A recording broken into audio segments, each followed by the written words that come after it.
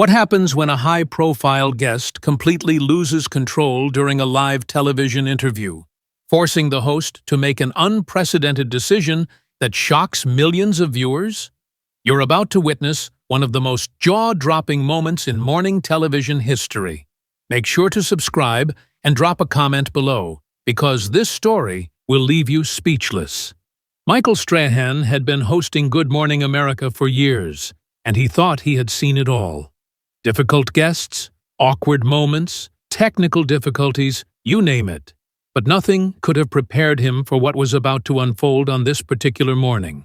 The show's producers had been thrilled to book Meghan Markle for an exclusive interview segment. It was supposed to be a routine promotional appearance, the kind that fills time slots and generates social media buzz. As Michael reviewed his notes in the makeup chair, everything seemed normal. The usual pre-show energy buzzed through the studio as crew members adjusted lighting and tested microphones. Meghan had arrived on time, went through hair and makeup without incident, and even exchanged pleasantries with several staff members. Her publicist had provided the standard list of approved topics. Nothing seemed off-limits or particularly controversial.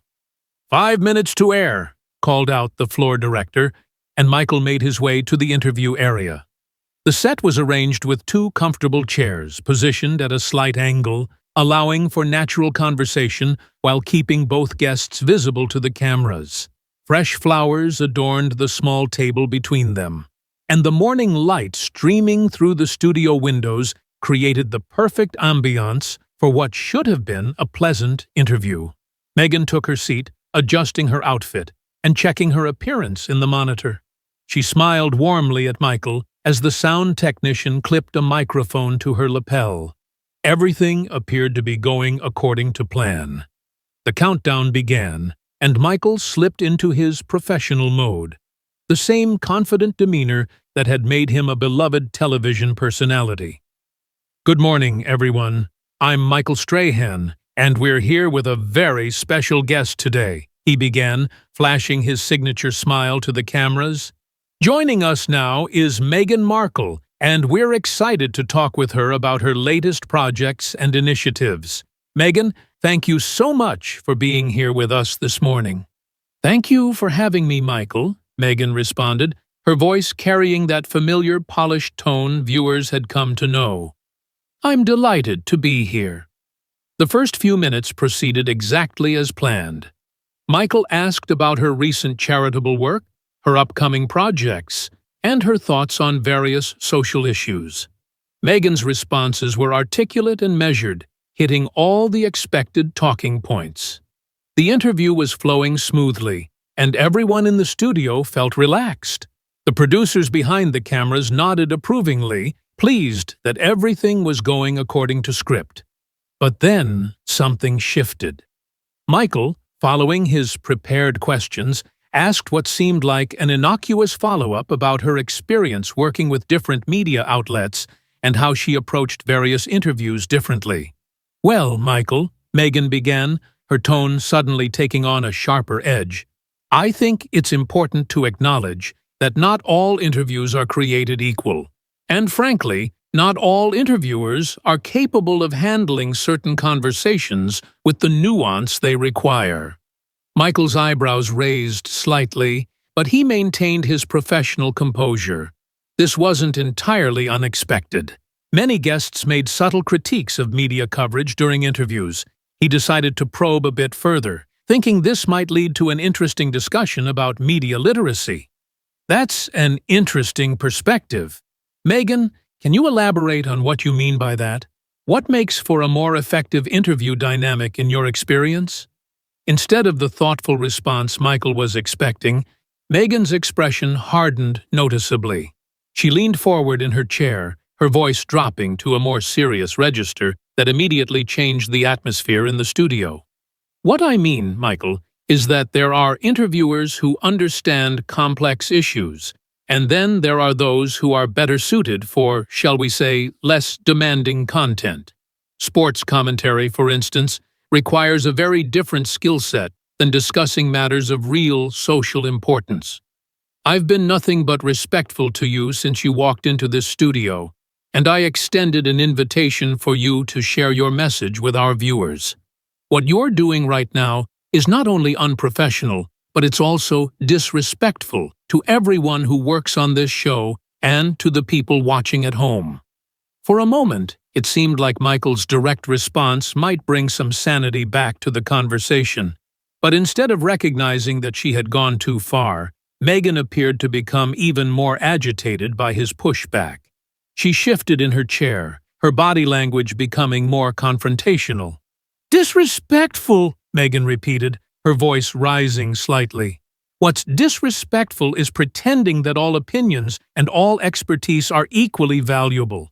What's disrespectful is putting someone like me, who has actually lived through significant experiences and has real insights to share, in a position where I have to pretend that surface-level questions and commentary constitute meaningful journalism." Michael made one last effort to stay composed. "Meghan, if there are specific topics you'd prefer to focus on, I'm happy to pivot. But I won't sit here and let you insult my background or the work of my team." Meghan leaned in with narrowed eyes, delivering what would become the final straw. "You see, this is exactly the problem. You think changing the topic fixes things, but it doesn't address the real issue, competence. You're simply not equipped to discuss serious issues. It's not about topics, Michael. It's about intellectual capacity." The studio went still. Michael's jaw tightened. His voice dropped low. "Are you seriously questioning my intellect on live TV?" he asked. "You're sitting in my house, on my show, calling me intellectually inferior?" Meghan sat back, smug. "I'm stating that some people are better suited for real discussions, and others, like yourself, are better with lighter fare." Michael took a breath and stood. "Let me explain something. I've covered everything from world events to humanitarian crises. I've spoken with presidents, scientists, activists, and yes, athletes, because all of them have important stories to tell, and I've always done it with professionalism and respect." His voice now commanded the room. "You came here as my guest. I treated you with courtesy. You responded by insulting not only me, but everyone on this team. This interview is over." Meghan looked stunned. "You can't just end an interview because you don't like what I'm saying," she said, her voice faltering. "You're wrong," Michael said. "This was supposed to be professional. You made it personal. That's not discourse. That's arrogance." The producers, cameras, and entire studio stood in frozen silence.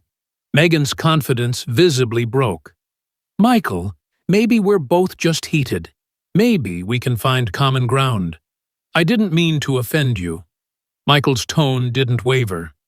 "The time for common ground was when you walked in. You chose disrespect. You treated this platform with contempt. I've dealt with tough interviews, strong opinions, but always with mutual respect. What happened today wasn't that." She tried to speak again, but Michael continued. "You questioned my intelligence, you belittled my experience, and you did it in front of my audience. That's not a conversation. It's an attack, and I won't tolerate it." "What happens now?" she whispered. "What happens now," Michael replied, "is you leave. This segment is over. Gather your things and go. I've given you more chances than you deserve." Meghan finally stood, visibly shaken, her earlier confidence replaced with uncertainty. "This is unprecedented," she muttered. "I've never been treated this way." "Maybe," Michael replied, "because you've never acted this way in an interview before." As she walked off set, followed by security, Michael turned to the camera. "Ladies and gentlemen, we'll take a short break. When we return, we'll continue the rest of today's program. Live TV doesn't always go as planned, but professionalism and respect are always our standards." The feed faded to commercial. The room remained silent. What had just unfolded was already being etched into morning show history.